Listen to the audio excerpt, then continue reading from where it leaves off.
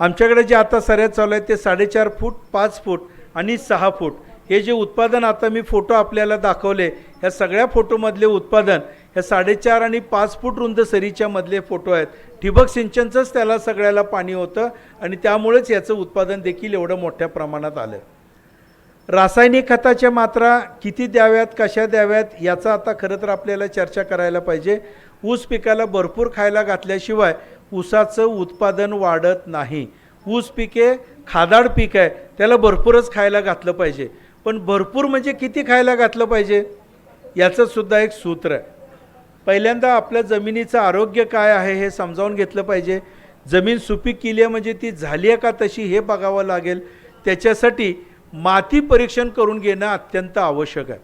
मला आठवतं आहे एक 2 वर्षापूर्वी 3 वर्षापूर्वी आपल्या सगळ्या कारखान्याच्या कार्यक्षेत्रामध्ये प्रत्येक गटामध्ये माती परीक्षण करण्यासाठी काही किट वाटण्यात आले होते.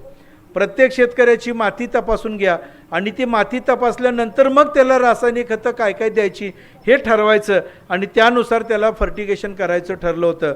मला चांगल्यापैकी ते आठवतं आहे. आज देखील आमच्याकडं माती परीक्षण केल्यानंतरच रासायनिक खताच्या मात्रा ठरवल्या जातात. म्हणजे योग्य पद्धतीने योग्य वेळेला त्याला खतं मिळतात. योग्य खर्चामध्ये त्याला रासायनिक खताची मात्रा आपल्याला देता येते. कुणीतरी सुचवलं, कुणीतरी सांगितलं म्हणून 22 पोती खतं टाकली असं न करता त्याच्या वयानुसार त्याला कोणत्या खताची गरज आहे, किती प्रमाणात त्याची गरज आहे त्यानुसारच रासायनिक खतं जर आपण दिली तर योग्य खर्चामध्ये अधिक ऊसाचं उत्पादन आपल्याला घेता येईल. त्यानुसार रासायनिक खताच्या मात्रा आपल्याला ठरवायच्यात. आमच्याकडे सातत्याने माती परीक्षण करून आमच्या डोक्यामध्ये ते आता बसलं आहे. कारण गेली 15 वर्ष त्या जमिनीची माती परीक्षण तपासणी केली जाते. तेच रिझल्ट येतात. फार त्याच्यामध्ये कमी जास्त होत नाही. कारण तीच जमीन, तीच माती, सेंद्रिय खतं तीच आणि ऊसाचंच पीक एक ढोबळ मानाने आमच्याकडे एक सूत्र तयार झालं. साधारणतः 80 ते 90 टन, 70 ते 90 टन ऊसाचं उत्पादन घेण्यासाठी किंवा 100 टन ऊसाचं उत्पादन घेण्यासाठी 8 ते 10 पोती 12 पोती युरिया एवढा आमच्याकडे आम्ही वापरतो. 8 पोती ते 12 पोती युरिया आम्ही वापरतो. फॉस्फरस जो आहे तो DAPच्या माध्यमातून आम्ही वापरतो. कारण सगळ्यात स्वस्त फॉस्फरस हा DAPमधनं आपल्याला मिळतो. आमच्याकडे आमच्या जमिनीमध्ये कॅल्शियमचं प्रमाण सगळ्यात जास्त आहे. फॉस्फरसमध्ये कॅल्शियम नसतो. आपल्या DAPमध्ये सिंगल सुपर फॉस्फेट बऱ्याच ठिकाणी वापरलं जातं. या सिंगल सुपर फॉस्फेटमध्ये कॅल्शियमचं प्रमाण मोठ्या प्रमाणात असतं आणि जर आमच्याकडं ते सिंगल सुपर फॉस्फेट वापरलं गेलं तर कॅल्शियम अजून जास्त होईल आणि मग त्याचा वाईट परिणाम ऊसाच्या पिकावर होतो. त्यामुळे सिंगल सुपर फॉस्फेट आम्ही न वापरता DAPमधनं आम्ही फॉस्फरस वापरतो. तो साधारणतः 6 पोती DAP वापरला जातो एकरी 80 ते 100 टनासाठी. 8 ते 12 पोती युरिया, 6 पोती DAP आणि 6 पोती पोटॅश वापरलं जातं. पोटॅशसुद्धा देणं अत्यंत गरजेचं आहे. बऱ्याच ठिकाणी पोटॅशची मात्रा कमी वापरली जाते.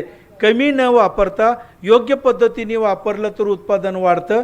म्हणून 8 ते 12 पोती युरिया, 6 पोती DAP, 5 ते 6 पोती पोटॅश एवढी खत मात्रा आपल्याला त्या ऊस पिकाला द्यावी लागेल. म्हणजे 80-100 टनाची त्याची गरज भागली जाते. फक्त एवढीच खतं दिल्यानंतर ऊस पीक 100 टन 80 टन येईल का? निश्चितपणे येईलच. पण त्याच्या जोडीला त्याला सूक्ष्म अन्नद्रव्ये आणि गंधक मॅग्नेशियम सल्फेट ज्याला दुय्यम अन्न घटक आपण म्हणतो हे देणं अत्यंत गरजेचंच आहे. गेल्या 3-4 वर्षामध्ये आपल्या परिसरामध्ये ह्याचंही प्रमाण आता हळूहळू वापरायचं वाढायला लागलं आहे. पण बऱ्याच ठिकाणी हे अजूनही वापरलं जात नाही. नुसतंच NPK दिला, युरिया DAP पोटॅश दिला म्हणजे ऊसाचं उत्पादन येतं असं नाही. त्याच्या जोडीला सूक्ष्म अन्न घटक आणि दुय्यम अन्न घटक हे देणं अत्यंत गरजेचं आहे. ते जर आपण देऊ शकलो तरच ऊसाचं उत्पादन आपण ठरवलेल्यानुसार त्याचं उत्पादन येईल, अन्यथा ते येणार नाही. सूक्ष्म अन्न घटक आता आपल्याकडे 5-6 अन्न घटक एकत्र असणारी 10 किलोची पिशवीच मिळते. ही साधारणतः 30 किलो आम्ही वापरतो, जी तयार पिशवी मिळते ती. त्याच्यासोबत गंधक आम्ही 30 किलो वापरतो आणि मॅग्नेशियम सल्फेट 50 किलो आम्ही वापरतो. म्हणजे युरिया 8 ते 12 पोती, DAP 6 पोती, पोटॅश 5 ते 6 पोती, सूक्ष्म अन्नद्रव्याची 10 किलोची पिशवी 30 किलो, गंधक जो हिरव्या डाळीचा मिळतो ज्याला आपण बेन्सल्फ वगैरे म्हणतो हा 30 किलो आणि मॅग्नेशियम सल्फेट 50 किलो. एवढे सगळे एकत्रित हे एवढं वर्षभर वापरलं तर मग आपण 80 ते 100 टन ऊसाची उत्पादकता गाठू शकतो. नुसते एखादंच कुठलं खत भरपूर जास्त देऊन त्याला आपल्याला चालणार नाही. मगाशी जी आपल्याकडे चर्चा झाली सूक्ष्म अन्नद्रव्ये सहित ॲमिनो ॲसिड सहित कारखाना जो आपल्याकडे आता 5 लिटरचा कॅन त्यांनी तयार केला, हेच ती सूक्ष्म अन्नद्रव्ये आहेत जे बाजारातून आपण 10 किलोची पिशवी घेतो. त्याच्याऐवजी हे 5 लिटर जर आपण डायरेक्ट त्या आपल्या जमिनीमध्ये वापरलं, आपल्या जमिनीत वापरायचंच आहे ना, हे सुद्धा पाण्यातून द्यायचं आहे का फवारणीत? नाही, सगळे फवारणी बेस आहे. याचं सुद्धा आपल्याला निश्चितपणे मोठ्या प्रमाणात उपयोग होणार आहे. मगाशी ते ॲमिनो ॲसिडचं महत्त्व मला वाटतं जांभेकर साहेबांनी फार चांगलं समजावून सांगितलं आहे. आमच्या हे डोक्यात अजून नव्हतं. डोक्यावरती केस आहेत पण डोक्यात अजून गेलेलं नव्हतं. निश्चितपणे याचा उपयोग आपण सुद्धा करून बघायला हरकत नाही. ही खतं आता द्यायची कशी ते तेवढं 2 मिनटात सांगणार आहे, लिहून घ्या. ऊस लागण करताना पहिला डोस द्यायचा आहे त्याला आपण बेसल डोस असं म्हणतो. बऱ्याच वेळेला आमच्याकडे सुद्धा अजूनसुद्धा ऊस लागणीच्या वेळेला रासायनिक खतं टाकायची टाळाटाळ केली जाते. कारण ऊस लागण करणारे गडी वेळेत मिळत नाहीत, ते वेळेवर येत नाहीत, आले तर खतं टाकायला ते नाराज असतात. त्यांचं ते येऊन कसं तरी एकदा लागण पार पाडायची एवढंच त्यांच्या डोक्यात असतं. मित्र हो, लागण ऊसाची करत असताना बेसल डोस जर ते व्यवस्थित त्याला मिळाला तरच पुढचं ऊस चांगला वाढतो, ऊसाची उत्पादकता आपण चांगल्यापैकी गाठू शकतो. बेसल डोस चुकला, हा डोस चुकला, तो डोस चुकला तरी पण मला 100 टन ऊस आला पाहिजे, नंतर केव्हा तरी भरपूर खतं दिली असं देऊन त्याला चालत नाही. सुरुवातीपासून त्याला खताचं नियोजन करायला लागतं. त्या सगळ्यात महत्त्वाचा जर काय असेल तर बेसल डोस हा अत्यंत महत्त्वाचा. सकाळीच आमच्याने दादासाहेबजींची चर्चा झाली, त्यात त्यांना हेच समजावून सांगत होतो, बेसल डोस आणि खोडव्याचा पहिला डोस ह्या जर 2 गोष्टी आपण पाळल्या तर ऊसाचं उत्पादन मग आपल्याला अपेक्षित निश्चितपणे मिळेल. बेसल डोस देणं अत्यंत गरजेचं. ऊस लागण करण्यापूर्वी सरीमध्ये जी रासायनिक खतं टाकतो त्याला आपण बेसल डोस म्हणायचं. या बेसल डोसमध्ये पहिल्यांदा देताना 2 पोती DAP, 2 पोती DAP, 1.5 पोतं पोटॅश, 1.5 पोतं पोटॅश, सूक्ष्म अन्नद्रव्ये जी तयार 10 किलोची पिशवी मिळते ती 15 किलो, सूक्ष्म अन्नद्रव्ये 15 किलो, गंधक जो हिरव्या डाळीचा आज बाजारात मिळतो, पावडर नव्हे डाळीसारखा जो मिळतो तो 15 किलो, गंधक 15 किलो, मॅग्नेशियम सल्फेट बाजारात सहजासहजी उपलब्ध आहे, मॅग्नेशियम सल्फेट 25 किलो. एवढी खत मात्रा सरीमध्ये ही टाकायची आहे. आणि एखाद्या अवजाराने, जसं बैलाचं पाठीमागे एक अवजार असेल किंवा खांद्याने ओढणारं अवजार असेल, हे त्या सरीमध्ये चालवून मातीमध्ये ही खतं मिसळून घ्यायची आहेत. हे अत्यंत महत्त्वाचं. आपण खतं वरनं टाकतो आणि पाणी सोडून देतो. यातली बरीचशीच खतं एका बाजूला गोळा होतात, काही वेळेला हवेत उडून जातात वगैरे, वेगवेगळी कारणं आहेत. असं न करता ते मातीमध्ये मिसळून घेणं अत्यंत गरजेचं आहे. बैलाचं एखादा अवजार किंवा माणसाने ओढायचं सुद्धा अवजार असलं तरी चालेल. त्या जमिनीमध्ये खतं टाकल्यानंतर जर आपण ओढलं तर ते मातीमध्ये चांगल्यापैकी मिसळले जातील. हा झाला बेसल डोस. 2 नंबरचा डोस ऊसाची लागण झाल्यानंतर 20 ते 25 दिवसांनी, ऊसाची लागण झाल्यानंतर 20 ते 25 दिवसांनी 1 पोतं युरिया हे टाकून द्यायचं आहे. दुसरा डोस ऊसाच्या लागणीनंतर 20 ते 25 दिवसांनी 1 पोतं युरिया टाकून द्यायचं आहे. आता तिसरा डोस ऊसाच्या लागणीपासून 60 ते 65 दिवसांनी, 40 ते 45 दिवसांनी, ऊसाच्या लागणीपासून 40 ते 45 दिवसांनी युरिया 2 पोती आणि जर त्याला कोटिंग झालेलं नसेल तर 20 किलो लिंबोळीची पेंड, 20 किलो लिंबोळीची पेंड ही युरियामध्ये मिसळून टाकायचं आहे. पण बहुतेक आता बाजारात मिळणारा सगळ्या युरियाला लिंबोळी पेंडीचं कोटिंग केलेलंच आहे, त्यामुळं काही चिंता नाही. जर कोटिंगचा नसेल तर 20 किलो लिंबोळी पेंड मिसळा, कोटिंगचा युरिया असेल तर डायरेक्ट 2 पोती युरिया टाकून द्यायचा. हे झाले 3 डोसेस. चौथी खत मात्रा लागणीपासून 60 ते 65 दिवसाच्या दरम्यान, लागणीपासून 60 ते 65 दिवसाच्या दरम्यान युरिया 1 पोतं, DAP 1 पोतं आणि पोटॅश 1 पोतं. युरिया, DAP, पोटॅश 1-1 पोतं ही 3 पोती एकत्र करायची आणि यावेळची खत मात्रा ही पहारीनं छिद्र घेऊन घालायची आहेत. पहारीला काय म्हणतात इकडे? सप्पल. सप्पल असं काहीतरी म्हणतात. मागच्या वेळेला मी लक्षात ठेवलं होतं ते सप्पल. त्यांनी ऊसाच्या एका बाजूला, कोणत्याही एका बाजूला 6 इंच अंतरावरती या पारीनं 5 ते 6 इंच खोलीचं छिद्र घ्यायचं. छिद्र थोडंसं मोठं करायचं आणि त्याच्यामध्ये योग्य मात्रेमध्ये ही खतं सोडायची. एका छिद्रापासून पुढच्या छिद्राचं अंतर हे 1 फुटाचं ठेवायचं. म्हणजे ऊसाच्या एका बगलेमध्ये 6 इंच अंतरावर आणि 2 छिद्रामधलं अंतर 1 फुटाचं ठेवून ही 3 पोती रासायनिक खताची त्याला द्यायची आहेत. पाचवी खत मात्रा म्हणजे मोठ्या बांधणीच्या वेळची येते, ज्याला आपण मोठी भरणी, बांधणी किंवा भर लावणे असं आपण म्हणतो. या वेळेला ही खत मात्रा द्यायची आहे. सेंद्रिय खताच्या 4-5 पोती टाकून द्यायची. जे मग आपल्या कारखान्याचे मिळणारे जे कंपोस्ट खत आहे ते असेल किंवा पेंडींचं मिश्रण असेल किंवा अन्य कोणतंही शेणखत शिल्लक असेल तर एकदा हे सरीमध्ये पुढं टाकून घ्यायचं आणि मग त्याच्यामध्ये रासायनिक खताची मात्रा टाकून घ्यायची. ती खत मात्रा युरिया 3 पोती, युरिया 3 पोती, DAP 2 पोती, DAP 2 पोती, पोटॅश 2 पोती,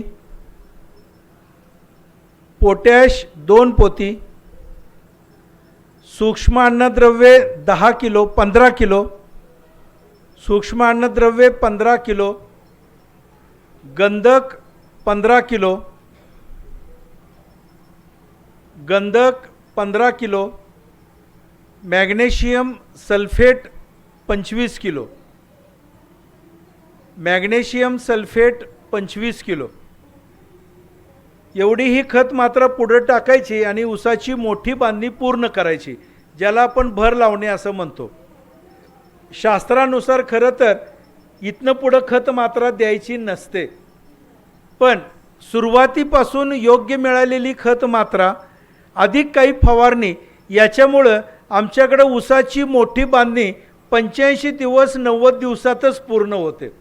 पूर्वी 120 दिवस ते 140 दिवसामध्ये मोठी बांधणी असायची. आता ती लगेचच पूर्ण करावी लागते, कारण एवढ्या झपाट्याने हा ऊस वाढतो. त्यामुळं आम्ही मात्र याच्यानंतर अजून एक खत मात्रा देतो. आपण सुद्धा ती खत मात्रा देऊन बघा, ऊसाच्या उत्पादनामध्ये मोठ्या प्रमाणात वाढ होते. मोठी भरणी झाल्यानंतर 1 महिन्याने 6वी खत मात्रा, मोठी भरणी झाल्यानंतर 1 महिन्याने अमोनियम सल्फेट 1 पोतं, अमोनियम सल्फेट 1 पोतं, DAP 1 पोतं, DAP 1 पोतं आणि पोटॅश 1 पोतं, पोटॅश 1 पोतं. एवढी ही खत मात्रा मोठी बांधणी झाल्यानंतर 1 महिन्याने टाकून द्यायची आहे. ह्या अशा एकूण 6 खत मात्रा झाल्या.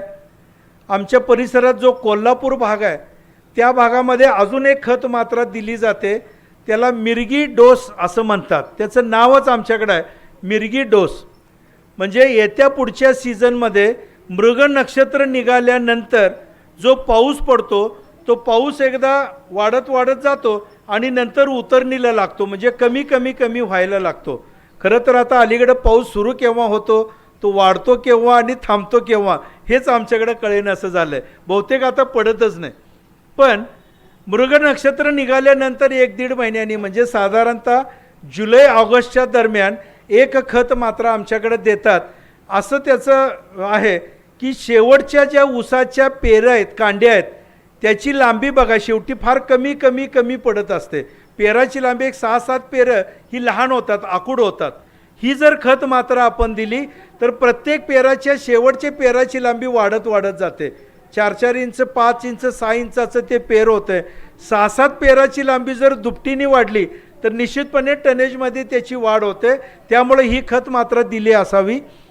2 पोती अमोनियम सल्फेट, 2 पोती अमोनियम सल्फेट आणि अर्ध पोतं पोटॅश. पोटॅशची मात्रा मात्र इथं अर्धीच पोत्याची आहे. अर्ध पोतं पोटॅश सरीमध्ये टाकून द्यायचं आहे, सरीमध्ये टाकून द्यायचं.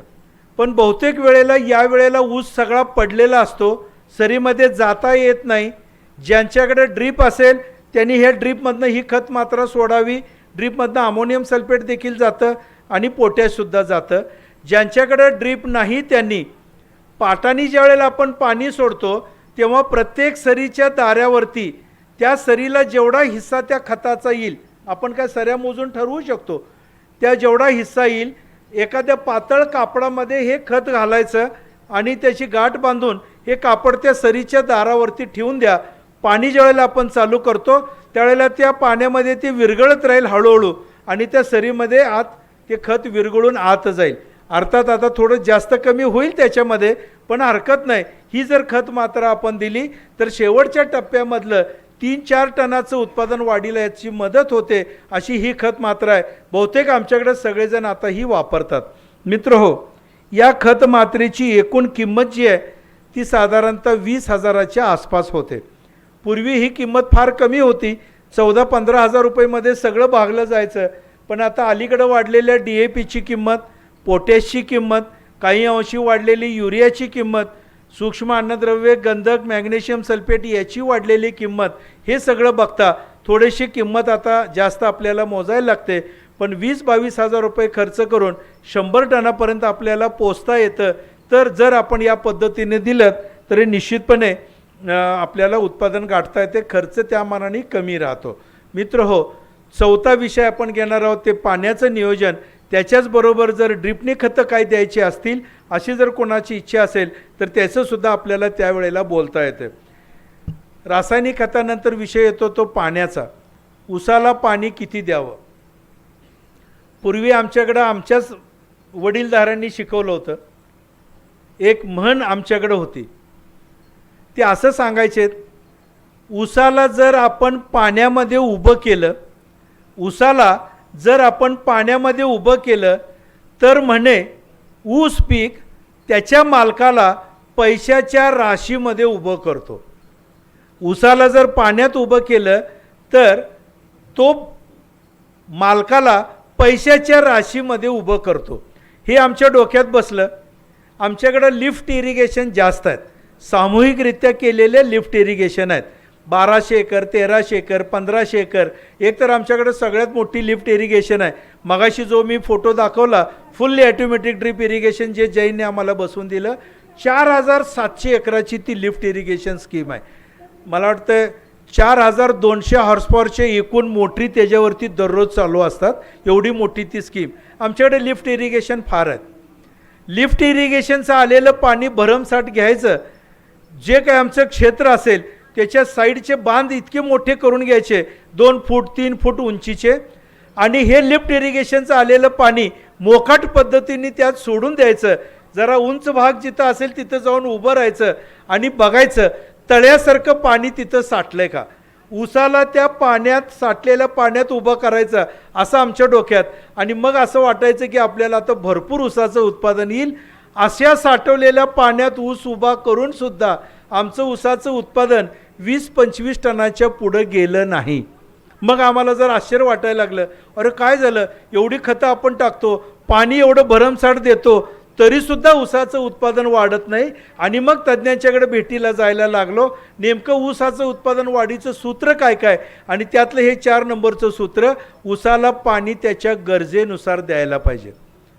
आणि मग लक्षात आलं की ऊसाला पाण्यात उभं करून चालत नाही, ऊसाला त्याला जेवढं पाणी पाहिजे आणि जेव्हा पाणी पाहिजे तेव्हा द्यायला पाहिजे. त्याच्यासाठी एक गमतीशीर वाक्य मग नंतर तयार झालं. पहिली म्हण आम्ही बंद केली आणि दुसरी म्हण आता प्रचलित आली, ऊसाला पाणी द्या ते माणसासारखं द्या. माणसासारखं याचा अर्थ काय? आपल्याला उंट हा प्राणी माहिती आहे.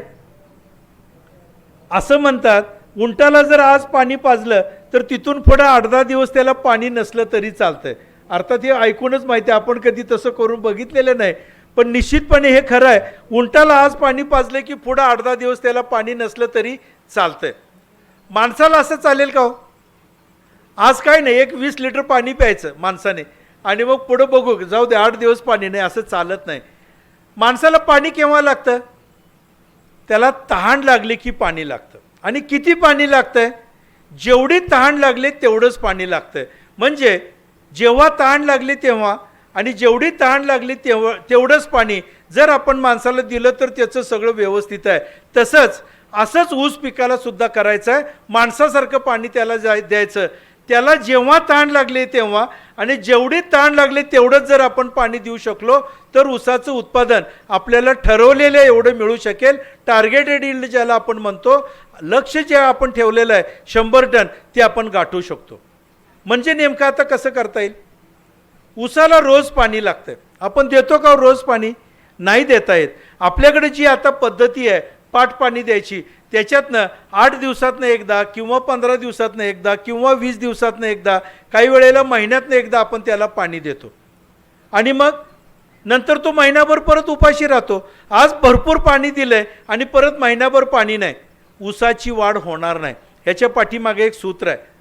ऊसाच्या मुळ्याच्या सानिध्यामध्ये किंवा मूळ परिसरामध्ये वापसा स्थिती जेवढी काळ टिकून राहील तेवढ्या काळ जमिनीत असलेले अन्नघटक, जीवाणूमार्फत उपलब्ध झालेले अन्नघटक त्या ऊस पिकाला शोषून घेता येतात. त्याच्या मूळ परिसरामध्ये वापसा स्थिती मेंटेन असली पाहिजे, राहिली पाहिजे. भरपूर ज्यावेळेला आपण पाणी पाजतो त्यावेळेला वापसा स्थिती असते का हो? वापसा स्थिती याचा अर्थ 50% पाणी आणि 50% हवा, साधारणतः याचं संतुलन असायला लागतं. भरपूर पाणी ज्यावेळेला आपण पाजतो त्यावेळेला देतो त्यावेळेला 100% पाणी असतं आणि हवेचं प्रमाण 0% झालेलं असतं. निसर्गाचा नियम आहे, जिथं पोकळी आहे तिथं पाणी जातं, त्यातली हवा निघून जाते. पाणी दिल्या दिल्या तिथं वापसा स्थिती नसते. दुसऱ्या दिवशी, तिसऱ्या दिवशी, चौथ्या दिवशी, 5व्या दिवशी जमिनीच्या प्रकारानुसार यातलं पाण्याचं प्रमाण हळूहळू कमी होतं. काही पाणी बाष्पीभवनाने निघून जातं, काही निचराहून निघून जातं, काही ते पीक थोडंसं पाणी घेत पण असतं. पाण्याचं प्रमाण हळूहळू कमी व्हायला लागतं. जसं पाण्याचं प्रमाण कमी होईल तसं हवेचं प्रमाण हळूहळू जमिनीतलं वाढायला लागतं आणि हे प्रमाण 4व्या, 5व्या, 6व्या दिवशी साधारणतः ज्यावेळेला दोन्ही समान होतं, म्हणजे पाणी 50% आणि हवा 50%, असं ज्या वेळेला होईल त्या दिवशी त्या ऊस पिकाला जमिनीतलं अन्न खायला मिळतं. सुरुवातीला पाणी जास्त म्हणून त्याला खाता येत नाही. दुसऱ्या दिवशी त्याला, 5व्या, 6व्या दिवशी त्याला समान परिस्थिती असताना खाता येतं. त्याच्या पुढच्या दिवशी परत पाण्याचं प्रमाण कमी होतं, हवा थोडीशी वाढते, हळूहळू खाणं त्याचं कमी कमी व्हायला लागतं. असं 2-3 दिवस परिस्थिती फक्त टिकते की ज्याला त्याला जमिनीतनं अन्न खाता येतं आणि त्याच्या पुढच्या वेळेला पाण्याचं प्रमाण आणखीन खाली जातं, हवेचं प्रमाण वाढतं. अशा वेळेला त्याला जमिनीतनं अन्न खाता येत नाही. परत ते कमी कमी पाणी होऊन ज्या वेळेला दुसऱ्यांदा आपण पाणी देऊ त्यावेळेला पाणी भरपूर होऊन परत ज्या वेळेला वापसा स्थिती निर्माण होते त्याच वेळेला त्याला खाता येतं आणि अशी स्थिती 1 ते 2 दिवस फक्त टिकून राहते, फार तर 3 दिवस टिकून राहते. जर महिन्यातनं एकदा आपण पाणी देत असो, महिन्यातनं एक पाण्याचा फेर असेल तर 2 ते 3 दिवस त्याला जमिनीतलं अन्न खायला मिळतं. इतर वेळेला पाणी जास्त झालं म्हणून खाता येत नाही आणि नंतर पाणी कमी झालं म्हणून त्याला खाता येत नाही. म्हणजे महिन्यातनं 2-3 दिवसच त्याला खायला मिळेल. 1 महिन्याच्या ऐवजी जर आपण 15-15 दिवसातनं पाण्याची फेर केले तर प्रत्येक पाण्याच्या फेरामध्ये 2-3 दिवस, 1 दिवस त्याला खायला मिळेल. म्हणजे महिन्यातनं त्याला 4-5-7 दिवस खायला मिळेल. म्हणजे आपोआप उत्पादनामध्ये वाढ होईल. 15 दिवसाच्या ऐवजी 8-8 दिवसांनी आपण पाणी द्यायचा प्रयत्न केला तर, कमी देऊया पाणी पण समजा 8-8 दिवसातनं दिले तर महिन्यातनं 4 पाण्याचे फेर होतील. प्रत्येक फेऱ्यामध्ये त्याला 1 ते 2 दिवस खायला मिळेल, म्हणजे एकूण महिन्यामध्ये साधारणतः 10-12 दिवस त्याला खायला मिळेल. ऊसाच्या उत्पादनामध्ये आपोआप वाढ होते. समजा 8 दिवसाच्या ऐवजी आपण 4-4 दिवसानं पाणी दिलं तर, अर्थात कसं द्यायचं ते आपण पुढं बघूया, पण आपण गणित करू लॉजिक तर्काच्या आधारे. 8 दिवसाच्या ऐवजी समजा 4 दिवसातनं पाणी आपण दिलं, थोडंसंच पाणी दिलं, पण वापसा स्थिती जर मेंटेन झाली तर या 4 दिवसातले 1 ते 2 दिवस त्याला अन्न खायला मिळेल, म्हणजे महिन्यातनं जवळपास त्याला 10-12-15 दिवस 16 दिवस खायला मिळेल. 2-3 दिवस खायला मिळणे एका महिन्यातनं आणि 15-16 दिवस खायला मिळणे, 15-16 दिवस खायला मिळालं की ऊसाचं उत्पादन अपेक्षित आपल्याला गाठता येईल. समजा 4 दिवसातनं पाणी द्यायच्या ऐवजी 2 दिवसातनं एकदा पाणी द्यायला लागलो तर, पाठ पाण्याने हे शक्य नाही मलाही माहिती आहे, पण आपण असं गृहीत धरू दर 2 दिवसातनं त्याला गरजेनुसार आपण पाणी दिलं तर या 2 दिवसापैकी 1 दिवस त्याला नक्की खायला मिळेल, नवे 2 दिवस सुद्धा त्याला खाता येईल, म्हणजे दररोज त्याला खायला मिळेल. महिन्यातनं 2-3 दिवस खायला मिळणे आणि दररोज खायला मिळणे याच्यामध्ये जमीन आसमानाचा फरक आहे. ज्या पिकाला दररोज खायला मिळेल त्याचं उत्पादन नक्की 100 टनापेक्षा जास्त येईल. किंवा मी तर असं म्हणेन, दररोज त्याला जर आपण एवढंच पाणी द्यायचं की मूळ परिसरामध्ये दररोज वापसा स्थिती राहील, दररोज त्याला अन्न खाता येईल, अशी जर परिस्थिती आपण निर्माण केली तर त्या ऊसाला दररोज खाता येईल. अगदी पाऊस पडलाय त्यावेळेला जर ही परिस्थिती वगळता उरलेल्या दिवशी त्याला दररोज खायला मिळेल आणि मग 100 टनच काय, त्या रुपेश पाटलांनी जसं 29 गुंठ्यामध्ये 126 टन ऊस काढला, ते सुद्धा आपल्याकडे काढता येणं सहज शक्य होणार आहे.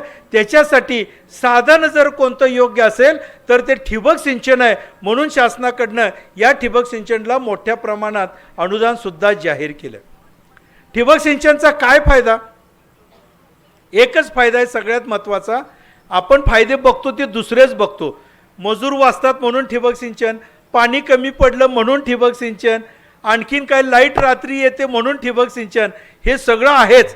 पण याच्याशिवाय सगळ्यात महत्त्वाचा फायदा जर काय असेल तर ऊसाच्या गरजेनुसार आणि जेवढी गरज आहे तेवढं पाणी आपल्याला ठिबक सिंचननी त्याच्या मूळ परिसरामध्ये देता येतं. वापसा स्थिती दररोज मेंटेन करता येते आणि दररोज वापसा स्थिती राहिल्यामुळं दररोज त्या ऊस पिकाला खाता येतं आणि दररोज खायला मिळालं की उत्पादन आपल्याला पाहिजे तेवढं घेता येतं. ठिबक सिंचनचं हे सगळ्यात महत्त्वाचं काम आहे. मी काल जरा दिवे साहेबांशी चर्चा करत होतो, गप्पा मारत होतो. साहेब म्हटले, दादा माझ्या जमिनीमध्ये काहीतरी 6-8 विहिरी आहेत, पाण्याची कमतरताच आमच्याकडे नव्हती, त्यामुळे आम्ही ठिबक सिंचनचा कधी विचारच केला नाही. पण आत्ता लक्षात आलं, म्हटले ठिबक सिंचननं पाण्याची बचत होते, हे जरी खरं असलं तरी उत्पादन जर वाढवायचं असेल तर ठिबक सिंचन जोडणं अत्यंत गरजेचं आहे. त्या दृष्टीने ठिबक सिंचनकडे आपल्याला बघायचं आहे. मित्र हो, ठिबक सिंचनमुळे एक गोष्ट होते, ऊस पिकाच्या मूळ परिसरामध्ये रोज वापसा स्थिती मेंटेन करता येते. सुरुवातीला एकदा 50% एकदा करून घ्यायचं आणि मग दुसऱ्या दिवशी बाष्पीभवनाने जेवढं पाणी निघून गेलं, 10%-20% पाणी निघून जाईल, तेवढंच पाणी दुसऱ्या दिवशी ठिबकने तिथं द्यायचं, म्हणजे आणि ते 50%ची स्थिती निर्माण होईल आणि वापसा स्थिती निर्माण होईल. त्याच्यामुळं काय होईल, दुसऱ्या दिवशी पण त्याला अन्न खाता येईल. तिसऱ्या दिवशी जेवढं बाष्पीभवनानं पाणी कमी झालंय तेवढंच परत ठिबकने आपल्याला तिथं देता येतं. भरपूर पाणी द्यायची गरज नाही. जेवढं पाणी कमी झालं तेवढंच पाणी जर आपण तिथं दिलं तर आणखी वापसा स्थिती निर्माण होते आणि ऊसाला जेवढं पाहिजे तेवढं खायला मिळतं, उत्पादनामध्ये प्रचंड वाढ होते. मित्र हो, सबसिडी मिळते म्हणून ठिबक सिंचन, कारखाना मदत करतो म्हणून ठिबक सिंचन, मजूर कमी लागतात म्हणून ठिबक सिंचन, विजेची बचत होते म्हणून ठिबक सिंचन, असं त्याच्याकडे न बघता ऊसाचं उत्पादन जर वाढवून घ्यायचं असेल तर ठिबक सिंचन, आणि मग दुय्यम जमिनीची प्रत जर टिकून ठेवायची असेल तर ठिबक सिंचन, अशा क्रमाने आपण त्याच्याकडे बघायचं. आणि मग तिसरा क्रम लागतो तो मजूर कमी लागतात, आणखीन काय बचत होते, वीज कमी लागते वगैरे वगैरे, अशा दृष्टीने आपल्याला त्याच्याकडे नंतर बघता येईल. मित्र हो, ठिबक सिंचन म्हणजे आता सध्याच्या परिस्थितीमध्ये तरी शेतकऱ्यांना सापडलेली एक चांगली गोष्ट असं मला वाटतं. 96 साली मी पहिल्यांदा ठिबक सिंचन आमच्या शेतीमध्ये जोडलं आहे, तेव्हापासून आज तागायत संपूर्ण शेती माझी ठिबक सिंचन खाली आहे.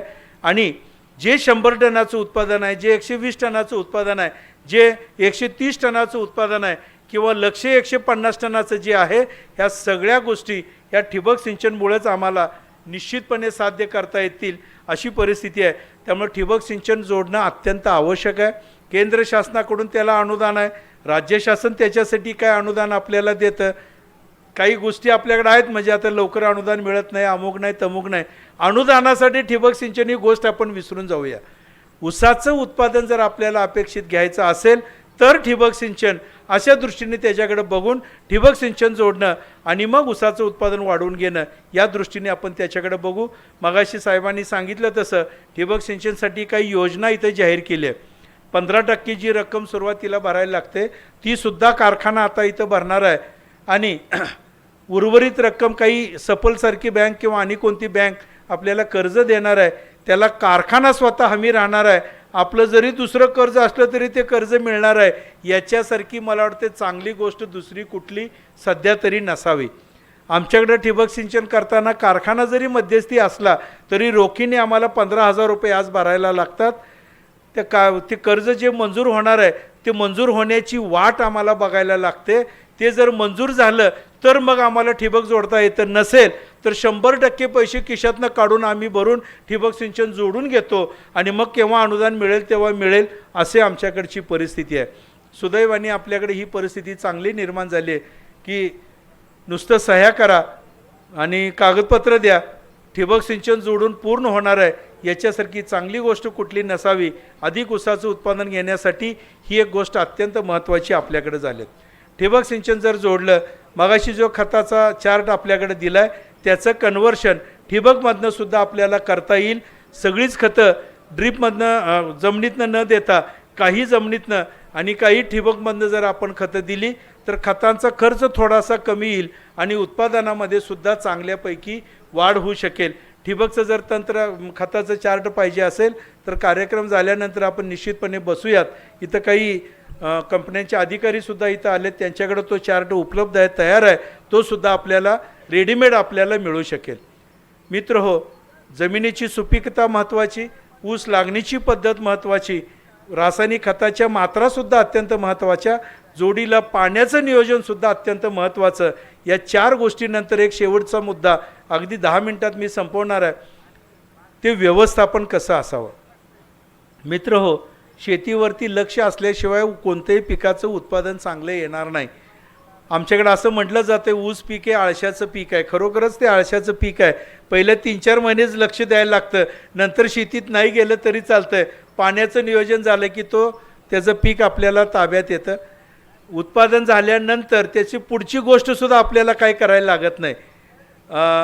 ऊस तोडीसाठी त्याचे मजूर, वाहतुकीची व्यवस्था, ते ऊस कारखान्यात गेल्यानंतर त्याचं गाळून त्याचं फायनल प्रोडक्ट तयार करणे म्हणजे साखर तयार करणे, योग्य दरामध्ये ते विकणे आणि त्याचे पैसे वसूल करणे, याच्यासाठी एक स्वतंत्र यंत्रणा काम करत असते. आपल्याला त्याचा त्रास डोक्याला काही नाही. इतर कोणतंही पीक घ्या, तुम्ही जर पिकवलं तर मार्केटिंगसुद्धा आपल्यालाच बघायला लागतं. सगळी जबाबदारी आपल्यावरती असते.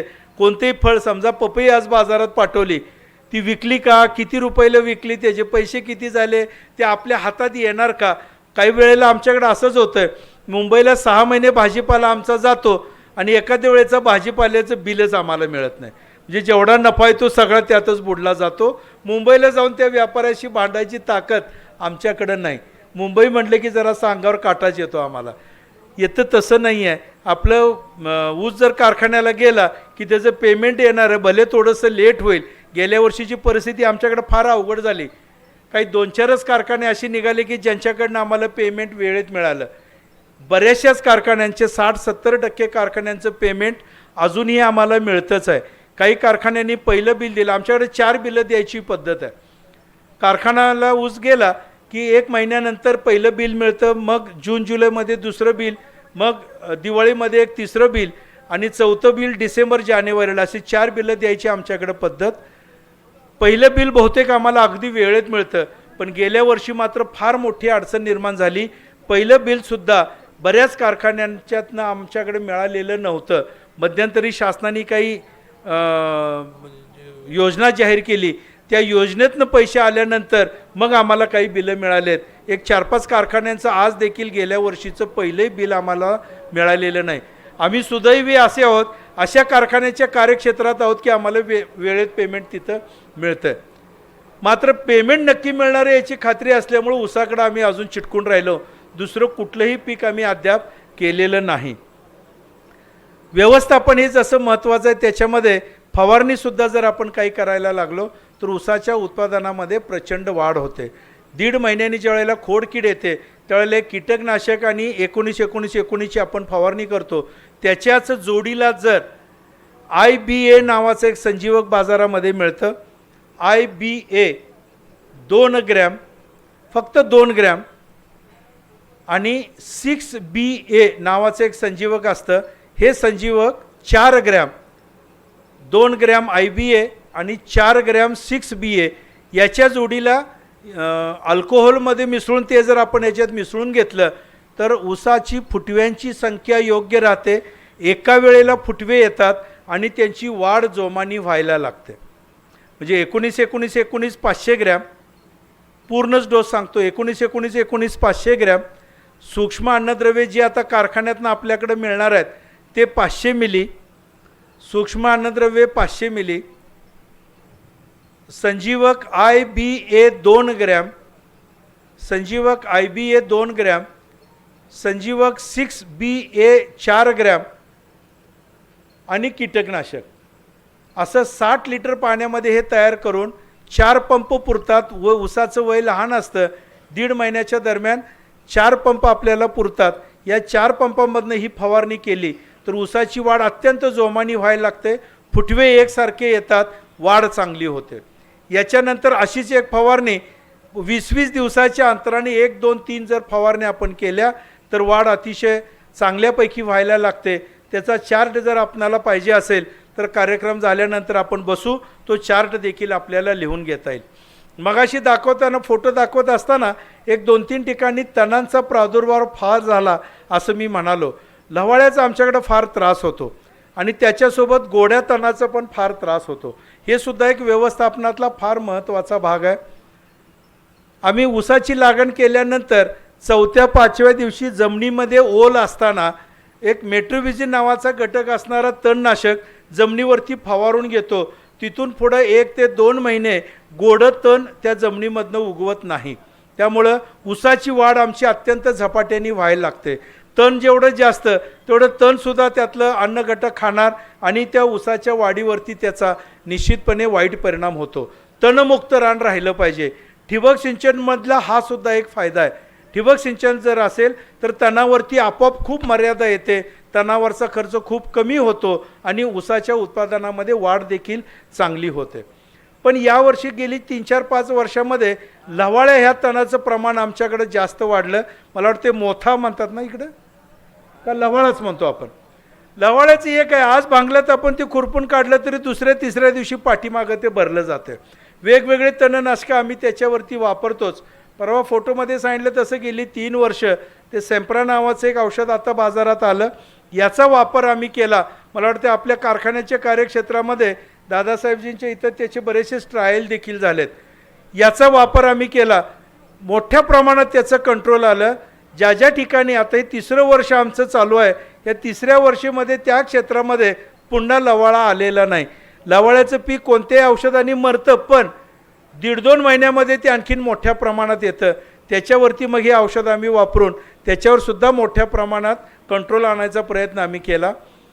तणमुक्त रान जर राहिलं तर ऊसाच्या उत्पादनामध्ये अपेक्षित वाढ येते. ठिबक सिंचनमुळे रान तणमुक्त राहू शकतं. वेगवेगळ्या औषधाच्या फवारण्या करून रान आपण तणमुक्त ठेवू शकतो, किंवा मग योग्य वेळेला मजुरांकरवी भांगलन करून खुरपण करून तणमुक्त आपल्याला रान ठेवायला पाहिजे. बऱ्याच वेळेला असं दिसतं की ऊसाच्या बरोबरीने तण पण वाढतं, मग केव्हा तरी आपण ते काढतो. पण दरम्यानच्या काळात ऊसाच्या वाढीवरती त्याचा फार मोठा वाईट परिणाम झालेला असतो. त्याच्यावरती आपल्याला थोडंसं लक्ष ठेवायला पाहिजे. म्हणजे व्यवस्थापनामध्ये व्यवस्थापन करत असताना वेळच्या वेळेला रासायनिक खताच्या मात्रा मिळायला पाहिजेत. वेळच्या वेळेला योग्य प्रमाणात त्याला पाणी मिळायला पाहिजे, वेळच्या वेळेला रान तणमुक्त ठेवायला पाहिजे आणि गरजेनुसार त्याच्या फवारण्यासुद्धा करायला पाहिजेत. हे त्या व्यवस्थापनातलं महत्त्वाचा भाग आहे.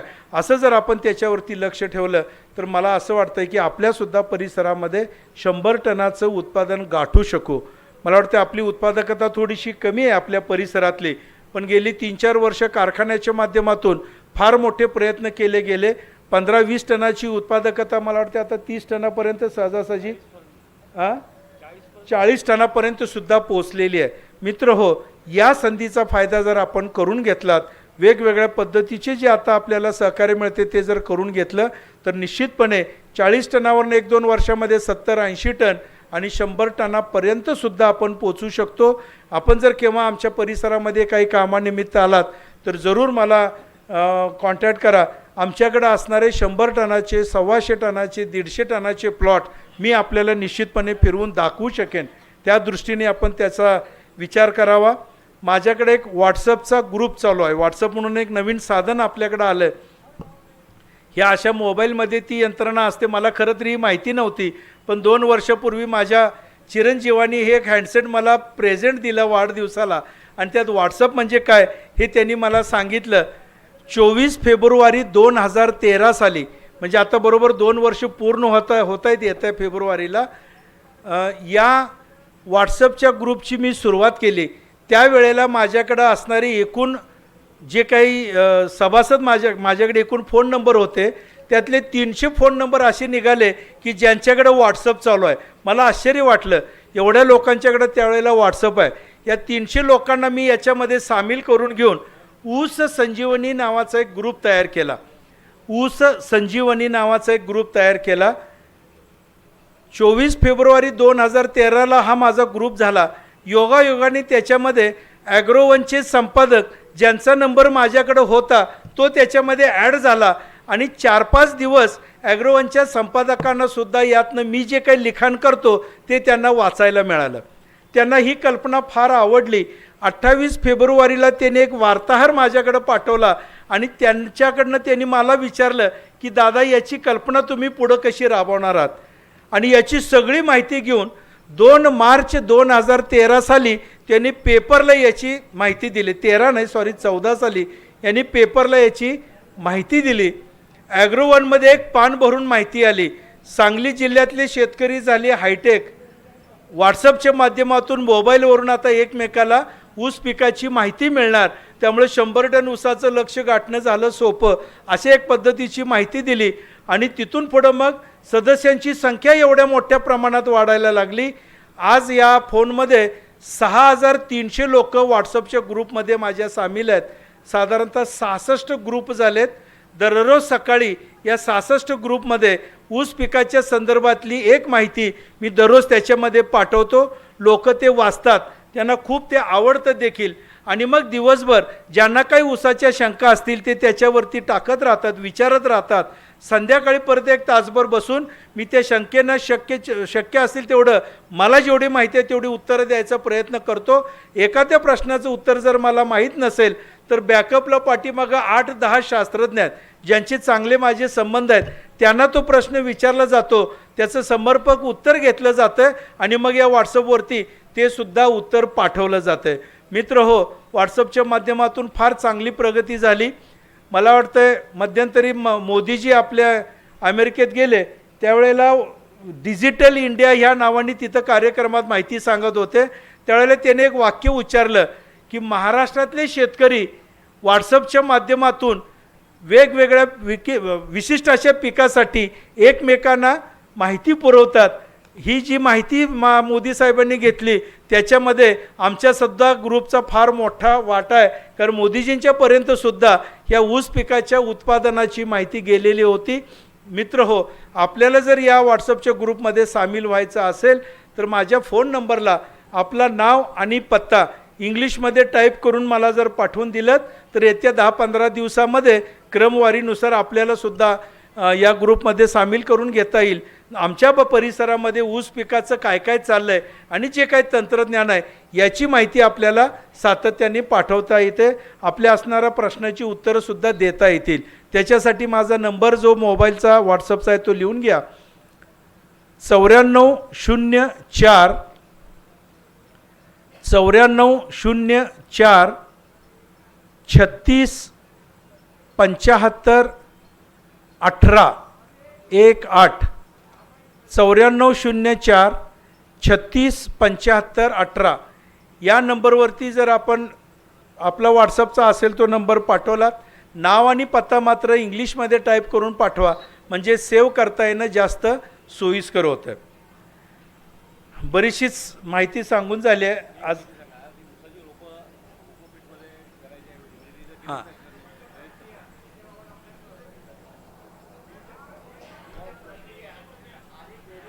हां हां नाही, मला सांगायला अजून 2 तास लागतात सगळी माहिती, पण मी आज थोडंसं घाईघाईत घेतलं. आपला आज कार्यक्रम उशिरा सुरू झाला आणि एक बीज प्रक्रिया आणि बेने मळ्यातून बेनं किती महिन्याचा शेतकऱ्यांनी वापरायला पाहिजे. ठीक. जर 14 महिन्याचा आपण 265 व्हेरायटी घेतली आणि जे 14 महिन्यानंतर आपण त्या शेतकऱ्याच्या शेतात जर लागवड केली तर चालेल का? चालतो, सांगतो. 2 प्रश्न आहेत, एक बीज प्रक्रिया आणि एक बियाणं कसं निवडावं. निश्चितपणे आहे. तिसरा एक साहेबांचा प्रश्न होता की ऊसाची रोपांची लागण सोप्या पद्धतीने रोपं तयार करता येतील का. बीज प्रक्रियेमध्ये कुठलंही बियाणं असू दे, हे बीज प्रक्रिया करूनच शेतीमध्ये लावायचं आहे हे पक्कं लक्षात ठेवा. कारण आपल्या जमिनीमध्ये किडींचं प्रमाण जास्त आहे, आपल्या जमिनीमध्ये बुरशीचं प्रमाण अति जास्त आहे. ताजं बियाणं ज्यावेळेला आपण जमिनीमध्ये लावतो त्या बियाणाच्या दोन्ही बाजूला, जिथं बियाणं तोडलेलं असतं त्याच्या दोन्ही बाजूला साखरेचं प्रमाण जास्त असतं आणि या साखरेवरती बुरशी वाढत असते. बुरशी वाढली की ते बियाणं उगवत नाही. तसंच किडीसुद्धा जमिनीमध्ये जास्त आहेत. बियाणं जमिनीमध्ये दाबलं की त्याचा डोळा खायचा प्रयत्न त्या किडी करतात. डोळा खरवडला की तो उगवत नाही. त्यामुळं कीटकनाशक आणि बुरशीनाशकामध्ये बियाणं बुडवून मगच लागण करावी. बुरशीनाशक 2 ग्रॅम M22 वगैरे जे बाजारात मिळतं ते 2 ग्रॅम प्रति लिटर पाणी. कोणतंही कीटकनाशक चांगलं 2 मिली प्रति लिटर पाणी असं या पाण्यामध्ये बुडवून घ्यावं. 25-1 लिटरचा जर ड्रम आपण तयार केला, शक्यतो ड्रम हा प्लास्टिकचा असावा, त्याच्यामध्ये 10 मिनटं तरी किमान ह्या कांड्या बुडवाव्यात आणि मग त्याची लागण करावी. ह्याच्या पुढचं जाऊन हायटेक असेल तर यासुद्धा बियाणाला आपण जैविक प्रक्रिया करू शकतो. जीवाणू एकत्र करून अझोटोबॅक्टर्स, PSB, ट्रायकोडर्मा हे जीवाणू थोडेसे एका वेगळ्या टपामध्ये तयार करून त्याच्यातसुद्धा बियाणं बुडवून लावलं तर अतिशय उत्तम. पण एवढ्या सगळ्या क्लिष्ट गोष्टी शेतकरी करणार नाही, पण बीज प्रक्रिया मात्र करून ऊसाची लागण निश्चितपणे करावी. दुसरं त्यांनी विचारलं की बियाणं कसं निवडावं. पूर्वी आपल्याकडे एक पद्धत होती, ऊसाचे वरचे जे शेंडे आहेत, शेंडे बीज फक्त बियाणासाठी वापरलं जायचं. शेंडे बी फक्त बियाणासाठी वापरलं जायचं, राहिलेला ऊस गुराळासाठी वापरला जायचा. शेंडे बियामध्ये साखरेचं प्रमाण अत्यंत कमी असतं. ज्या बियामध्ये, ज्या डोळ्यामध्ये, ज्या कांडीमध्ये साखरेचं प्रमाण कमी ती कांडी लगेच उगवते आणि ज्या कांडीमध्ये साखरेचं प्रमाण जास्त ती कांडी लवकर उगवत नाही. कारण साखर तयार झालेली असते, त्याला टेक्निकल नाव काहीतरी सुक्रोज वगैरे असं म्हणतात. हे जर सुक्रोज असेल तर तो डोळा उगवत नाही. ते पाण्यामध्ये बरेच दिवस राहिल्यानंतर त्या सुक्रोजचं रिव्हर्शन होतं आणि त्याची प्रक्रिया बदलून फ्रुक्टोजकडं काहीतरी त्याचं रूपांतर होतं आणि फ्रुक्टोजमध्ये गेल्यावर डोळा उगवतो असं म्हणतात. आपल्या डोक्यात ती येणार नाही. एक सोपं गणित, ज्याच्यात साखर कमी तो डोळा उगवतो. आपण आता ऊस कसा निवडतो? मोठा ऊस निवडतो, ज्याला 15 कांड्या, 20 कांड्या, 25 कांड्या आलेत असा ऊस आपण निवडतो. ज्याला कांड्या जास्त त्याचं वय जास्त, ज्याचं वय जास्त त्याच्या खालच्या कांड्यांमध्ये साखरेचं प्रमाण अतिशय जास्त. बुडक्याकडच्या कांडीमध्ये सगळ्यात जास्त साखर असते, शेंड्याकडच्या कांडीमध्ये साखर कमी असते. मित्र हो, बुडक्याकडची कांडी आपल्याला लावून चालणार नाही. लावली तर ती खूप उशिरा उगवते, काही वेळेला ती उगवतच नाही. मग साखरेचं प्रमाण कमी असणाऱ्या कांड्या घ्यायच्या. म्हणजे मग काय, ऊसाचं वय जर 9 महिन्याचं, 10 महिन्याचं, 11 महिन्याचं असेल, ज्याला 12, 13, 14, 15, 16 कांड्या असतील असं जर बियाणं आपण निवडलं तर शेंड्याकडे पण साखर कमीच असते, खालच्या कांड्यांमध्ये सुद्धा साखर कमी असते. असं बियाणं जर आपण निवडून लागण केली तर एकसारखं बियाणाची उगवण होईल. बघाशी एक शेतकरी म्हणाले 14 महिन्याचं बियाणं जर निवडलं तर खालच्या 6, 7, 8 कांड्यांमध्ये साखर भरलेली असेल, मग खालचे 6, 7 कांडे आपल्याला तोडून बियाणासाठी न वापरता त्याचे इतर कारणासाठी वापर केले पाहिजेत आणि वरचे 12, 14 कांड्या मग आपल्याला बियाणासाठी वापरावं लागेल. म्हणून 14 महिन्याचं बियाणं आपल्याला परवडत नाही, कारण त्या खालच्या ऊसाचं करायचं काय? त्यावेळेला कारखाना चालू नसतो ना गुऱ्हाळ चालू असतं. आमच्याकडे आडसाली लागण जास्त होते, जून जुलैमध्ये आमच्याकडे लागणी असतात, त्यामुळे त्यावेळेला कुठल्याच गोष्टीचा त्याचा उपयोग होत नाही. म्हणून बियाणं जे निवडायचं ते 9 महिने ते 11 महिन्याच्या दरम्यानचं बियाणं निवडावं. महिन्यापेक्षा ज्या ऊसाला 12 पासून 18 कांड्या असतील अशा कांड्याचं बियाणं निवडावं, म्हणजे अतिशय सुंदरपैकी त्याची लागण होते. मगाशी एक साहेबांनी प्रश्न विचारला, रोपं लावायची का कांडी लावायची असं. सर, पाण्याचं नियोजन करत असताना ऊसामध्ये ड्रीपद्वारे कशा प्रकारे जे आपण सिलेक्शन करायचं ड्रिपर्स आणि स्पेसिंग कशा प्रकारे त्याची पाहायची, कारण की वेगवेगळे लोक वेगवेगळे सांगून राहिले आहेत, तर कितीचा ड्रिपर वापरायला पाहिजे, स्पेसिंग काय असायला हवी. एक रोपांचा अगोदर सांगतो आणि मग आपल्या ड्रिपरचं बोलतो. चालेल साहेब. पूर्वी आपण कांड्याच लावत होतो, नंतर मग गॅप पडली तरी कांड्याच लावून आपण, म्हणजे नांग्या ज्या पडतात त्याला कांड्याच लावायचो, ऊस कमी जास्त दिसायचा. नंतर आली ती रोपांची पद्धत. बऱ्याच ठिकाणी आमच्याकडे काय होतं, सोयाबीनसारखं पीक जूनमध्ये लावलं जातं आहे, ते रान रिकामं व्हायला आम्हाला साधारणतः ऑक्टोबर महिना उजाडतो. त्याच्यानंतर जर ऊसाची लागण केली तर पुढं कारखान्याला ऊस जाईपर्यंत त्या ऊसाला 13 महिनेच मिळतात. अपेक्षित ऊसाचं उत्पादन आम्हाला मिळत नाही, जसं आडसालीला मिळतं, जून जुलैमध्ये ऊसाची लागण केल्यानंतर मिळतं. याच्यामध्ये एक मग आमच्याकडे प्रकार सुरू झाला, सोयाबीन लावल्यानंतर 1 महिन्याने बाजूला ऊसाची रोपच तयार करायची. ऊसाचं रोप 1 ते 1.5 महिन्याचं होईपर्यंत सोयाबीन निघून जातं. सोयाबीन काढल्या त्याच सरीमध्ये खड्डे काढायचे आणि रोपाची लागण करायची. म्हणजे त्यावेळेला ऑक्टोबरमध्ये केलेली रोपांची लागण ऑगस्ट सप्टेंबरमध्येच केल्यासारखी होते, कारण ऊसाचं वय 1 ते 1.5 महिन्याचं अगोदरच त्याला मिळालेलं असतं. त्यामुळे लागण अलीकडे झाली, असं झाल्यामुळं पुढं उत्पादनामध्ये वाढ होते. असं एक म्हटलं जातं की 1 महिन्याला 5 टन 4 ते 5 टन ऊस वाढतो असं गृहीत धरायचं. समजा 12 महिन्याचं ऊस असेल तर 12 चोक 48, 40 ते 50 टनाचं ऊसाचं उत्पादन यायला पाहिजे. 14 महिन्याचं असेल तर आणि 4-8 टन 10 टन उत्पादन वाढेल. 16 महिन्याचा ऊस आणखीन 8-10 टन ऊसाचं उत्पादन वाढेल. महिन्यानुसार ऊसाचं उत्पादन वाढतं. तसं लागण करताना कांडी लावणे आणि रोप लावणाऱ्या ऊसाचं निश्चितपणे 5-7 टनांनी उत्पादन वाढणार असं गृहीत धरून आम्ही रोपं तयार करून लावायला सुरुवात केली. रोपं तयार करत असताना लगेच हायटेकमध्ये आम्ही गेलो. प्लास्टिकचे ट्रे आणायचे, कोकोपीट आणायचं आणि त्याच्यामध्ये डोळे लावायचे आणि वाढवायचा ऊस. पहिल्यांदा 42 कप असणारा ट्रे आणला.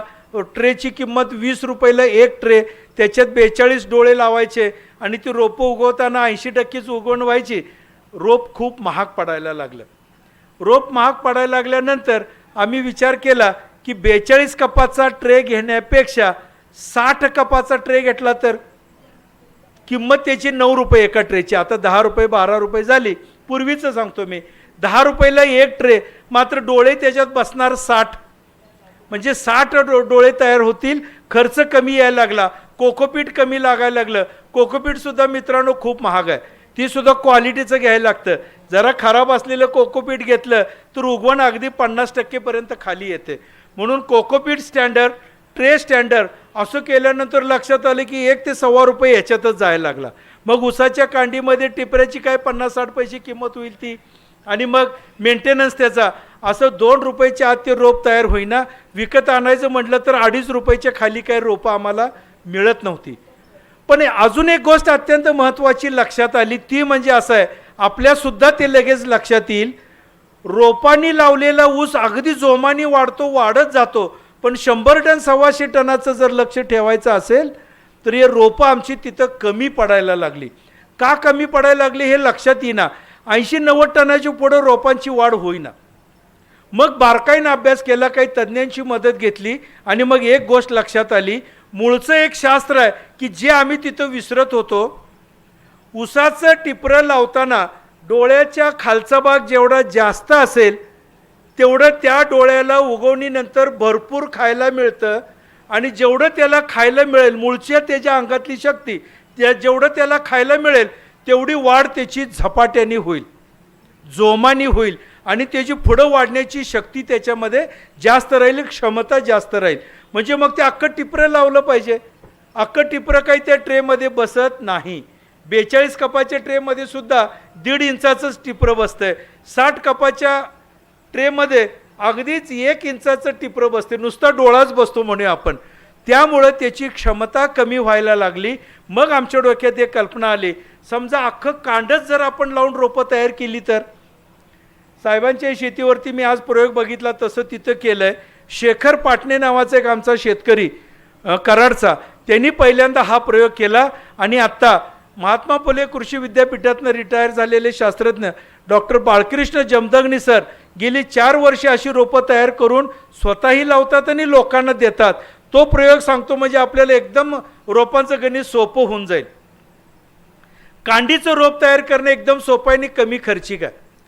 आपल्याकडे जे शेतीमध्ये वापरलेलं रासायनिक खताची पोती असतील, रिकामी झालेली पोती, काय म्हणतो आपण त्याला, रिकामी पोतीच म्हणतो ना, गोण्या काय म्हणतात, गोणी जी असतात ती गोणी घ्यायची, एकाला एक लागून उभी जमिनीवरती मांडायची.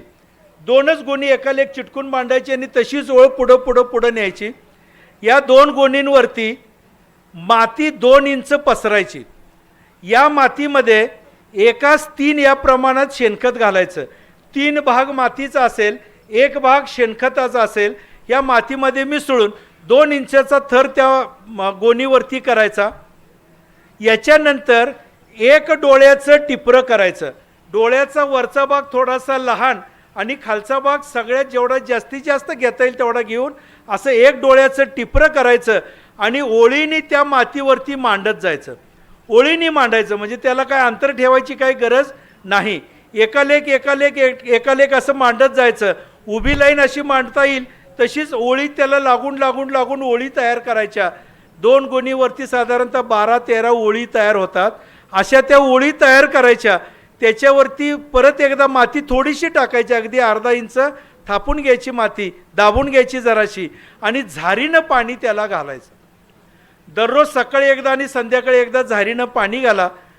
7व्या 8व्या दिवशी 10व्या दिवशी 12व्या दिवशी रसरशीत कोंब वरती येतात. माती असते चांगली, शेणखतयुक्त माती असते. कोंब तरारून उगवतो, वाढायला लागतो. कांड त्याला भरपूर लांबीचं असल्यामुळं त्याला भरपूर खायला मिळतं. पहिले 15 दिवस असं म्हणतात की ते कांडीतलंच अन्न खात असतं. भरपूर मोठ्या प्रमाणात त्याची वाढ होते. त्याच मातीमध्ये त्याच्या मुळ्या सुटतात आणि माती अतिशय सुपीक असल्यामुळं त्या मुळ्याद्वारे सुद्धा अन्न जमिनीतलं घेतलं जातं आणि ते कोंब अतिशय चांगल्या पद्धतीने येतो. असा कोंब आम्हाला 100 टन 125 टनासाठी फार उपयुक्त आहे. आता हे नेऊन जमिनीमध्ये लावणार कसं, काही अडचण नाही. त्या ज्या गोण्या ठेवलेल्या असतात, गोण्याच्या दोन्ही बाजूला दोघांनी धरून 2-2 टोकं धरून असं उचललं तर एक गोणी उचलता येते. गोणी उचलताना असं त्याला झोळ होतो नैसर्गिक. ते असंच पाठीमध्ये ठेवायचं आहे आणि या पाठीनं जिथं लावायचं आहे तुम्ही त्या शेतीमध्ये नेऊन ते रोपं लावू शकता. त्या पाठीतनं काढून परत ते पोतं ज्यावेळेला गोणी ज्यावेळेला आपण खाली ठेवतो, एवढ्या मुठ्ठीमध्ये ती माती सगळी हललेली असते. इतकी हलते, मोकळी होते. त्यातलं रोप असं जरी सहज उचललं तरी आपल्या हातात येतं. एकही मुळी त्याची तुटत नाही आणि असे न तुटलेल्या मुळीसहित हे रोप खड्डा काढून जर आपण लागण केली तर 100% ती रोपांची लागण पूर्ण होते. याला खर्च किती, गोण्या आपल्याकडेच आहेत, जिथे लावायचे तिथली माती आपलीच आहे. येऊन जाऊन काही 2-4 पाटी शेणखत लागेल तेही आपल्याच इथं तयार झालेलं असेल, एवढाच याचा खर्च. झारीनं पाणी घालणे हीच त्याची मजुरी, याच्या पलीकडे त्याला खर्च नाही. 1 नंबरचं बियाणं 50-60 पैशाला 1 रोप याचं तयार होतं. अशा पद्धतीने जर आपण रिप्लांटेशन केलं तर 100 टनाचं सुद्धा रोप याच्यामध्ये आपल्याला तयार करता येईल. या पद्धतीने आपण करून बघा. 1 महिन्यानंतर पाहिजे तर अजून लागण करायला अवकाश असेल तर मग त्याला एखादी हलकीशी 19-19-19ची 1 ग्रॅम 1 लिटर पाण्यामध्ये घेऊन हलकी फवारणी करावी, जास्त स्ट्रॉंग फवारणी करायची गरज नाही. ठिबकचा प्रश्न आपला जो होता, ऊस पिकासाठी पाण्याची गरज फार मोठी असते.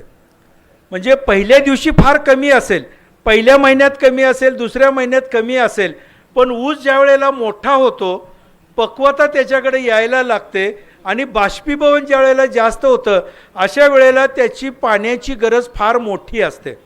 शास्त्रीय पद्धतीने जर विचार केला तर उन्हाळ्यामध्ये दररोज त्याची पाण्याची गरज वयानुसार आणि बाष्पीभवनानुसार 20-22 हजार लिटरपासून 35,000 लिटरपर्यंत त्याची रोजची गरज असते.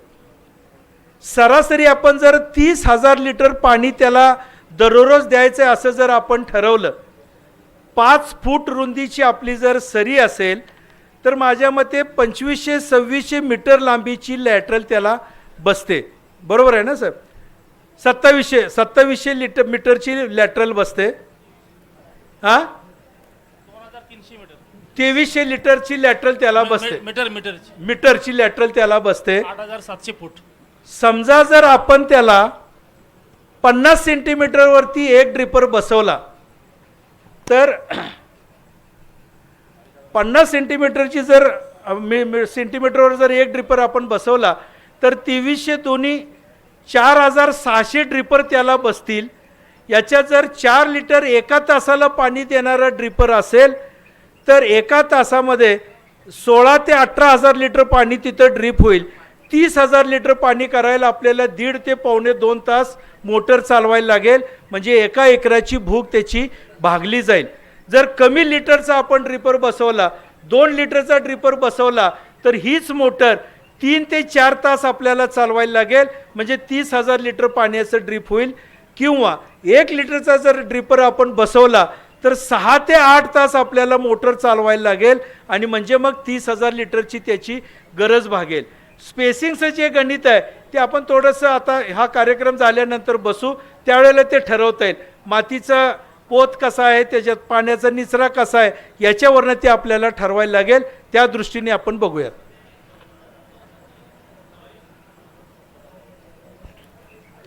मातीच्या प्रकारानुसार सुद्धा ड्रिपरचा साईज म्हणजे जो LPH आहे तो कमी जास्त आपण करू शकतो का? मला वाटतं माझी आता वेळ संपलेली चिठ्ठी आली आहे, आपण खाली बसून त्याच्यावरती चर्चा करूया. मित्र हो, बराच वेळ झाला मी बोलतोय, आता चिठ्ठी येईपर्यंत बोलत राहिलो. चिठ्ठीमध्ये असं लिहिलं आहे की तुमची बोलायची वेळ संपली आहे, त्यामुळं थांबायला पाहिजे. आपण सर्व मंडळी सकाळी थोडीशी कमी संख्या होती, पण आता एवढ्या पूर्ण संख्येने हॉल आपला भरला आहे. आपण सर्वजण उपस्थित झालात. आमच्या परिसरामध्ये ऊसाचं उत्पादन कसं अधिक घेतलं जातं याची माहिती आपण अतिशय शांतपणे ऐकून घेतलीत, नम्रपणे ऐकून घेतलीत. त्याबद्दल आपल्या सर्व शेतकऱ्यांचं पहिल्यांदा मी आभार मानतो. शिवाय पूर्ती ग्रुपनी आणि ॲग्रोव्हिजननी मला इथं बोलवलं आणि आपल्यासमोर माहिती देण्याची संधी प्राप्त मला करून दिली. त्याबद्दल ॲग्रोव्हिजन आणि पूर्ती ग्रुपचं सुद्धा मी धन्यवाद मानतो आणि थांबतो. जय हिंद, जय महाराष्ट्र. धन्यवाद माने साहेब. आपलं मार्गदर्शन अत्यंत उपयुक्त असं होणार आहे. आम्ही आपल्या मार्गदर्शनापासून आपले जे उपदेश दिलेले आहेत त्याच्यामधून आम्ही आमच्या जमिनीची उन्हाळी नांगरट करणार आहोत. शेणखताचा, सेंद्रिय खताचा वापर करणार आहोत. ठिबक सिंचनाचा सुद्धा वापर आम्ही या भागामध्ये मोठ्या प्रमाणावर करीत आहोत. कारखान्यामार्फत शेतकऱ्यांना खूप मोठ्या प्रमाणात होते. खूप वेळ झाला आहे. आता यानंतर महात्माचे व्हाईस चेअरमन साहेब, माजी खासदार माननीय मुडे साहेब मार्गदर्शन करतील. माननीय व्यासपीठ, माननीय दादा व उपस्थित कास्तकार बंधूंनो, माने साहेबांचं जे भाषण झालं कंप्लीट विस्तृत झालेलं आहे. फक्त मी पाण्याच्या विषयी मी 5 मिनटं बोलणार आहे, जास्त वेळ काही मी घेत नाही आपला. या ठिकाणी ठिबक का करायचं या संदर्भात बोलणार आहे. आपण पाट पाण्यामध्ये एका एकरासाठी जी काही पाण्याची गरज आहे, शास्त्रीयदृष्ट्या जर वापरली तर 120 लाख लिटर पाणी लागतं एका एकराला 12 महिन्याच्या पिकासाठी. 14 महिन्याच्या पिकासाठी 140 लाख लिटर लागतं आणि अडसालीचं पीक केलं तर 160 लाख लिटर पाणी हे शास्त्रीयदृष्ट्या लागतं. आणि हेच पाणी जर आपण ठिबकनं वापरलं तर 12 महिन्याच्या पिकासाठी फक्त 50 लाख लिटर पाणी लागतं आणि पूर्व हंगामासाठी 60 लाख लिटर पाणी लागतं आणि अडसालीसाठी 70 लाख लिटर पाणी लागतं. आणि नवीन जे तंत्रज्ञान आलेलं आहे यामध्ये सबसर्फेस म्हणतो, जमिनीखालचं ठिबक. त्यामध्ये जी काही नळी आहे ठिबकची जमिनीच्या खाली 6 इंच असते, त्याच्या अर्धा फूट या बाजूला आणि अर्धा फूट या बाजूला ऊसाची लागण केली जाते, त्याला सबसर्फेस ठिबक म्हणतो.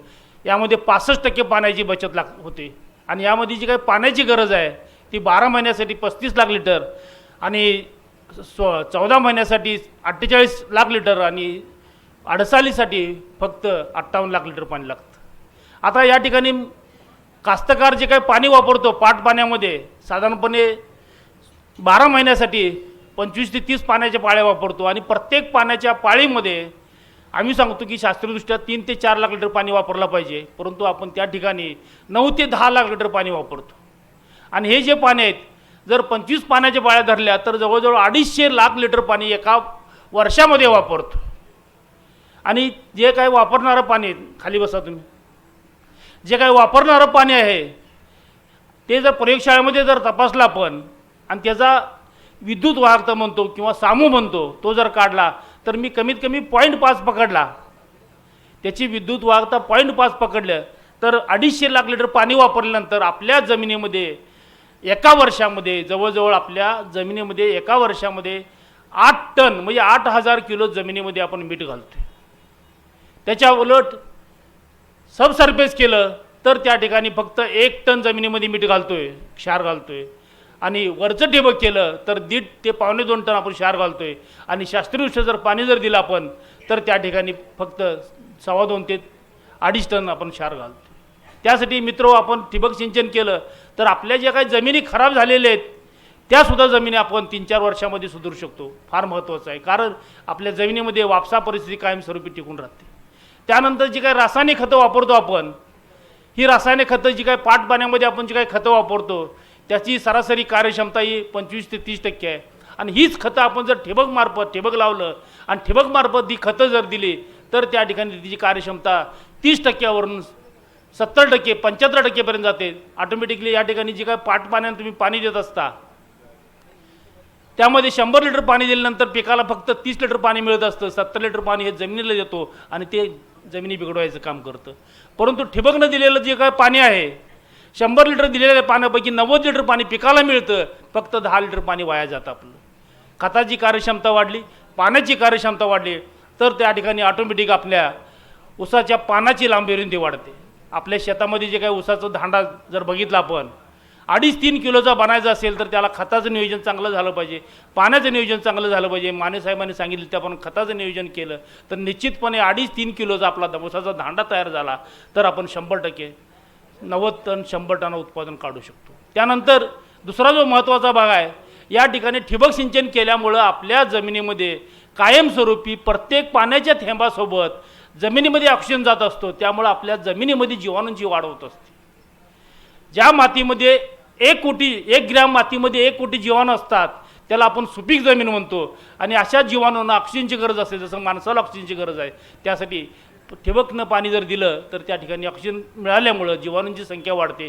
आणि जीवाणूंची संख्या वाढल्यामुळं जे काही रासायनिक खतं घालतो किंवा जे जमिनीत रासायनिक घटक आहेत ते पिकाला उपलब्ध करून देण्याचं काम हे जीवाणू करत असतात. फार महत्त्वाचं. त्यानंतर अजून एक महत्त्वाचा मुद्दा, ऊसाची लागण करत असताना आपण त्या ठिकाणी शक्यतो दक्षिण उत्तर ऊसाची लागण करायची. दक्षिण उत्तर फार महत्त्वाचं आहे. आणि या ठिकाणी ठिबकमध्ये आपण आपल्या जमिनीचं आरोग्य सुधारू शकतो. जे काही जमिनी खराब झाल्या आहेत त्या सुधारतो. या ठिकाणी मला संयोजकांनी 5 मिनटं ठिबकच्या बाबतीत माहिती देण्याची संधी दिली त्याबद्दल मी त्यांचा आभार मानून. उपस्थित सर्व शेतकरी बंधूंनो, आजच्या या कार्यक्रमामध्ये संजीवजी माने यांनी मी त्यांचे बरेच भाषणं या संदर्भात ऐकले, परंतु आजचं जे मार्गदर्शन आहे ते शेतकऱ्याच्या दृष्टीनं या ठिकाणी असणारे जे कर्मचारी आहे तिन्ही कारखान्याचे त्यांच्या दृष्टीनं अतिशय उपयुक्त आहे. आणि म्हणून मी ॲग्रो विजनच्या वतीनं पहिल्यांदा त्यांचं मनपूर्वक आभार मानतो, कारण ते अनुभवी शेतकरी आहे, काही सरकारी अधिकारी नाही आहे. ते स्वतःचे जे अनुभव आहेत या ऊस उत्पादनामध्ये त्यांनी या ठिकाणी आपल्या माध्यमातून सांगितले आहे. ते भरपूर माहिती देऊ शकतात, पण वेळेअभावी त्यांना आपण याच ठिकाणी थांबवलेलं आहे. आणि म्हणून आज आपल्याला 3 गोष्टी महत्त्वाच्या आहेत. त्यांनी ज्या 5-6 गोष्टी सांगितल्या त्यातलं म्हणजे खूप मोठं ऊसाचं क्षेत्र वाढवण्यापेक्षा 4 एकर 10 एकर असण्यापेक्षा 1 एकर शेतीत ऊस लावला तरी देखील 4 एकराचं आजचं जे टनेज आहे आपलं 4 एकराचं उत्पादन आपण घेऊ शकतो. ह्या सर्व भाषणातून एक मतितार्थ आहे. आणि भराभर पाणी देण्यापेक्षा कमीत कमी पाण्यात आपण उत्पादन घेऊ शकतो, हे ड्रीपच्या माध्यमातून माळी साहेबांनी या ठिकाणी आपल्याला सांगितलेलं आहे. आणि दुसरी महत्त्वाची आपल्या सगळ्याच्या दृष्टीनं आणि आमच्या दृष्टीनं महत्त्वाची बातमी त्यांनी सांगितली ती आपल्याला आणि कर्मचाऱ्यांना समजली असेल की पश्चिम महाराष्ट्रात अजूनही अनेक कारखाने असे आहेत ज्यांनी ऊसाचं पेमेंट केलेलं नाही. परंतु पूर्ती उद्योग समूहाच्या 3 कारखान्यांनी मोठ्या प्रमाणावरती पेमेंट केलं आणि आज आपल्याला फक्त म्हणजे जवळपास 140 कोटीपैकी 2 कोटी रुपये द्यायचे आहेत एवढं पेमेंट आपल्या कारखान्याने केलं आहे. आणि आता जो ऊस गाळपाला आला यांच्याकडे जी पद्धत आहे गव्हर्नमेंट ज्या पद्धतीने सांगेल त्या पद्धतीनं ऊसाचं रिपेमेंट करण्याचं काम आपलं कारखाना करणार आहे.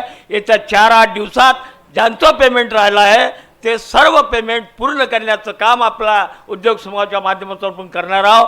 त्याचे चेक कर्मचाऱ्यांना माझी विनंती आहे त्या गुरुवारपर्यंत त्या गटामध्ये जाऊन आपण चेक घेऊन त्या शेतकऱ्यांना पोचण्याचं काम करावे. आपण यावेळेला आणण्याची व्यवस्था केली नाही, सर्वांना आपण सूचना जरी तरी आपण मोठ्या संख्येने आलात त्याबद्दल आपल्या सगळ्या लोकांचं मी मनपूर्वक अभिनंदन करतो. आणि या ठिकाणी दादासाहेब टिचकुले आहेत त्यांचाही मी आभारी आहे की त्यांनी आपला अमूल्य वेळ ठिकाणी दिला. पुनश्च संजीव मानेचं अभिनंदन करून माळी साहेबाचं अभिनंदन करून त्यांचे आभार मानून आजचा हा कार्यक्रम संपला असं या ठिकाणी एक कार्यक्रमाचा प्रमुख म्हणून जाहीर करतो. धन्यवाद.